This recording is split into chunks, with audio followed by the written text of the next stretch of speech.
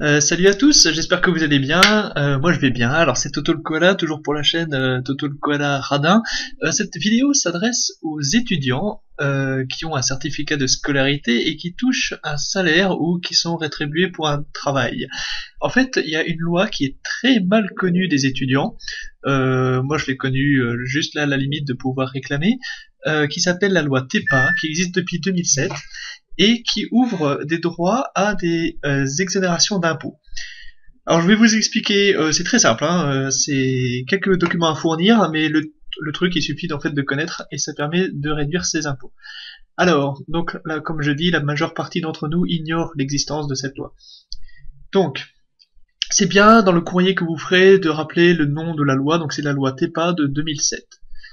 La mesure numéro 2 de cette loi permet de retirer l'équivalent de 3 mois de SMIC au salaire imposable déclaré, pour tous les revenus perçus.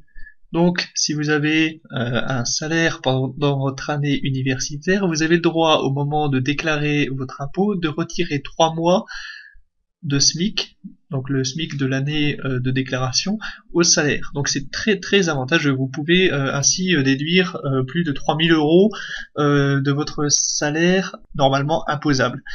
Le seul problème, c'est qu'il n'y a pas de ligne dans la déclaration d'impôt en ligne telle quelle qui permet de faire référence à cette loi. Du coup, ce qui se passe, c'est que vous devez payer les impôts et réclamer a posteriori. Donc c'est pour ça que je vous parlais, il faut faire une lettre en stipulant la loi et en expliquant qu'on peut normalement retirer 3 mois de SMIC. Il y a quand même des conditions. Donc avoir moins de 26 ans à l'année de déclaration des impôts et être scolarisé, donc il faut pouvoir justifier d'un certificat de scolarité. Donc le lycée, l'université, ça compte. Donc comme je disais, les documents à fournir lors de la réclamation, c'est votre relevé d'impôt une fois que vous avez payé vos impôts avec l'encadré qui montre combien vous avez payé. Il faut mettre les bulletins de salaire des années concernées, donc ça c'est votre déclaration d'impôt. Donc combien vous avez déclaré d'un côté, combien les impôts vous ont pris, donc ça vous le recevez après. Donc ça fait 2 documents, et le certificat de scolarité pour justifier de votre statut d'étudiant. Et donc, ils vont normalement corriger les impôts que vous avez payés, et l'impôt sur le revenu est recalculé avec la nouvelle somme. Donc par exemple, pour des bourses, alors là c'était dans un cas précis, par exemple si on parle de bourse ou de salaire de thèse, vous avez un statut d'étudiant, et vous touchez environ, alors ça dépend des thèses, mais on va dire 1300-1400 € mensuel, donc vous deviez payer normalement 1000 € par an d'impôt sur le revenu. Or, si on déduit 3000 € de SMIC du salaire, donc je sais pas, 1300 € par mois, vous faites x12, vous arrivez vers 20 000 €, 15 000 €, en fait, donc 15 000 € c'est le salaire imposable, vous pouvez enlever 3 SMIC, donc vous revenez en fait à seulement 12 000 € ou 11 500, 12 000 € de salaire imposable en fait, si vous pouvez enlever vos SMIC. Donc au lieu de payer 1000 € par an, non seulement vous tombez en dessous du seuil d'imposition, donc vous ne devez plus payer d'impôts, mais en plus, super bonus, dans ce cas précis, vous passez sous la limite de 16 251 €, bon alors ça c'est à mettre à jour chaque année, qui ouvre le droit à la prime pour l'emploi.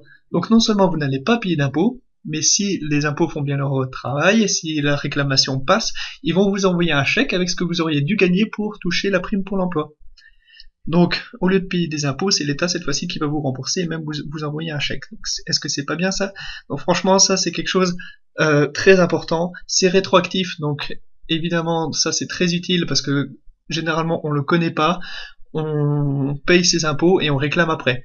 Il n'y a pas de vraie case pour dire je suis étudiant en même temps que je reçois. Donc vous pouvez refaire, donc là cette vidéo là je la tourne en 2013, vous pouvez refaire la demande de régularisation si vous aviez moins que 26 ans au moment de la déclaration pour les revenus de 2011. Bon, 3 ans, 4 ans, il y a prescription, c'est trop tard pour réclamer. En tout cas, merci d'avoir regardé la vidéo. Faites-la remonter, donc mettez des commentaires, dites, si vous avez des précisions à rajouter, mettez-les dans les commentaires. Merci pour ceux qui mettront des pouces pour faire remonter la vidéo et partagez-la. C'est quelque chose qui peut être très très utile à plein d'étudiants. Allez, à bientôt pour d'autres bons plans, c'était Toto le Koala, à bientôt.